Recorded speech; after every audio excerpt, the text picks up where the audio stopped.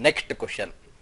One of the very important question which has come several times in our examination with change in numerical values. We are solving that variety of question right now. Now see here, sir. Your question is, fresh dates contain 90% water. Okay. There is something called as fresh date, it seems. That fresh date, it contains 90% of water. How much of water quantity is present in that fresh date? That is what we are talking about. And dry dates contain 28% of water. There is another parameter called as a dry dates. That dry date, how much of water quantity is present in that dry date? That also we are talking right now. Fresh date is having 90% water and dry date is having 28% of water. This is what they are saying. Your question is, how many kilograms of dry dates can be obtained from 36 kilograms of fresh dates? From the 36 kgs of fresh dates, how many kgs of dry dates can you extract is the question. Now, let us understand like this, sir. Think logically. Everywhere what we are doing in alligation is, there is first variety. There is also something called as second variety. If I combine these two varieties, I will get the resultant. That is my third variety. Correct, right, sir? Combination of first and second variety is giving me the resultant variety called as the third variety. Now, there are three parameters in this question. First parameter is fresh date. Second parameter is dry dates. And the third parameter is water. Think little logically. Which two parameters if I combine, I will get the resultant parameter? Which two parameters when I combine I will get the resultant parameter? I have dry dates with me. Correct, right? I have dry dates with me. This dry dates, I will keep on feeding it with water. Dry dates, I will keep putting water for dry dates. Resultant what I get is fresh dates only, right? It is something like a desert. Desert is a dry land, right? It is a dry land. For that dry land, I will keep putting water. And some or the other day, after so much of effort and patience, that dry land will become a fresh land, which is called as a cultivating land. I hope you are understanding the language, sir. So, dry dates coupled with water will give me the resultant as fresh dates. That means resultant should be fresh dates. Dry dates coupled with water will give me the resultant as fresh dates. Now see here. How much dry dates contain? Dry dates contain 28% of water quantity, right? Similarly, how much water contains water? Water will contain 100% water. Water is nothing but water only, right? Can water become something else? No. Water contains 100% water. Resultant is fresh dates. How much water quantity is there in fresh date? 90% water it contains. Resultant is 90. Now, if I alligate, dry dates divided by water is 100 minus 90, which is 10, divided by 90 minus 28, which is 62. So it is 10 by 62 is 5 by 31. That means dry dates is to water is 5 is to 31. Now think little logically, sir. What is the combination of dry and water? Combination of dry and water is fresh dates. That means according to the ratio, 5 kgs of dry dates is present. 31 liters of water is present. If I combine these two, totally 36 liters or 36 kgs of fresh dates is present according to ratio. According to the ratio, 36 kgs of fresh dates is present. But according to the question also, 36 kgs of fresh dates is present. Question also is saying it is 36 kgs of fresh dates. 36 is becoming 36. Multiply by 1. This also multiply by 1. Your question is, how many kgs of dry dates can be obtained from 36 kgs of fresh dates? 5 kgs of dry dates can be obtained from 36 kgs of fresh dates. Suppose if the question is, how much of water can be obtained from 36 kgs of fresh dates? What should have been the answer?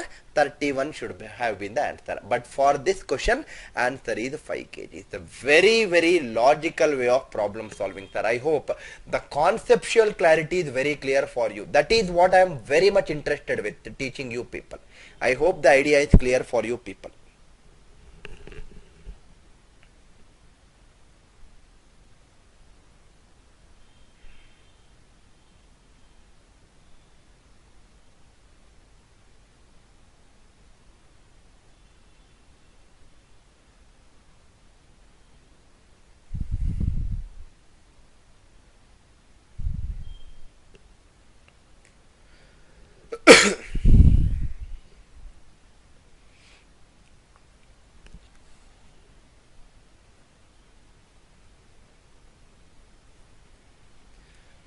Now, before moving on to our next problem, first let us understand some important key points.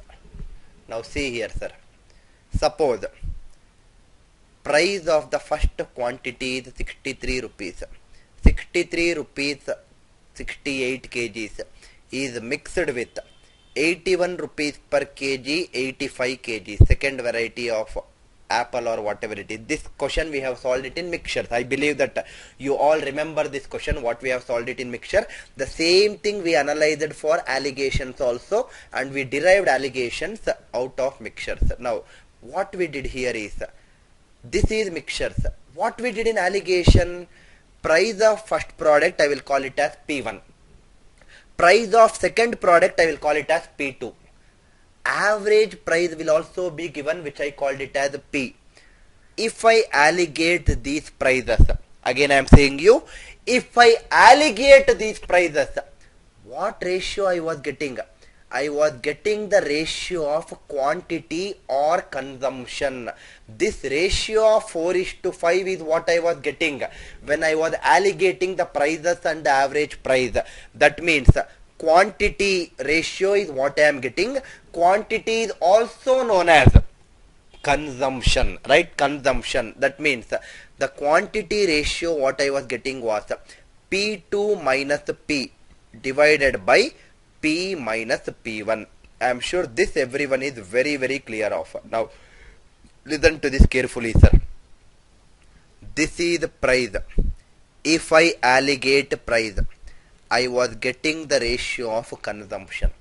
Why? Because price and consumption are inversely proportional to each other. Very, very important point. Price and consumption are inversely proportional to each other. Because the price and consumption are inversely proportional to each other, if I alligate price, I was getting the ratio of consumption. Or if I alligate consumptions, if it is given in the question, I will definitely get the price ratio. That means whenever two parameters are inversely proportional, whenever two parameters are inversely proportional, if I alligate one parameter, I will get the ratio of the other parameter. Similarly, speed and time are also inversely proportional to each other in time, speed and distance, provided distance is constant. Correct, right? If the distance is constant, speed and time are also inversely proportional. Same thing. First day he is traveling with speed S1. Second day he is traveling with speed S2. Average speed is S. I also taught you what is average speed in my time, speed and distance class. If I alligate speed, which ratio will I get? I will get the ratio of time period. That means T1 by T2 will be given by S2 minus S, where S is my average speed, divided by S minus S1. Very, very important point. You take any two parameters which are inversely proportional to each other. Take any two, sir. Any two parameters which are inversely proportional to each other. If you alligate one parameter, you will get the ratio of the other parameter. Sir, why are you teaching you right now this concept? Why are you teaching us this concept right now? See this beautiful question, how easily it can be solved right now, sir. Let us read the question. A person travels 285 kilometers in 6 hours. That means average speed is nothing but total distance 285 divided by total time. Total distance divided by total time is average speed. So average speed in this question is 285 by 6 kilometers per hour. Okay, absolutely fine. Next, he travels by bus at 40 kilometers per hour. By bus he is traveling 40 kilometers per hour speed. Right, he is traveling at a speed of 40 kilometers per hour. And train at 55 kilometers per hour. In train he is traveling at a speed of 55 kilometers per hour. Bus 40 kilometers per hour, train 55 kilometers per hour, average speed is 285 by 6 kilometers per hour. Now, what is the distance travelled by the person by bus and train? How much distance he is travelling by bus and how much distance by train is the question. Now see here, sir. Same logic. Same logic. This is speed. This is also speed. This also is nothing but speed. If I alligate speed, I will get the ratio of time periods. That means I will get the ratio of time taken in bus divided by time taken in train. Time taken in bus divided by time taken in train, I will get the ratio. This is 55 minus 285 by 6 divided by 285 by 6. 285 by 6 minus 40. If I simplify further, 55 into 6, it is nothing but 330 minus 285 is 45 by 6 divided by 285 minus 6 into 40 is 240. Again it is 45 by 6. 45 by 6, that 6 and 6 cancels. Anyway, 45 by 45 also cancels. That means I got the ratio of time taken in bus and time taken in train as 1:1. Or in simple language, time taken in bus and time taken in train, they are in equal ratio. I hope you are understanding. They are in equal ratio. What is the meaning of equal ratio? Total time taken is 6 hours. It is given in the question. Total time taken is 6 hours. Equal ratio means bus he will take 3 hours of time. Train also he will take equal time of 3 hours. But question, they are not asking you to find the time taken in bus and train.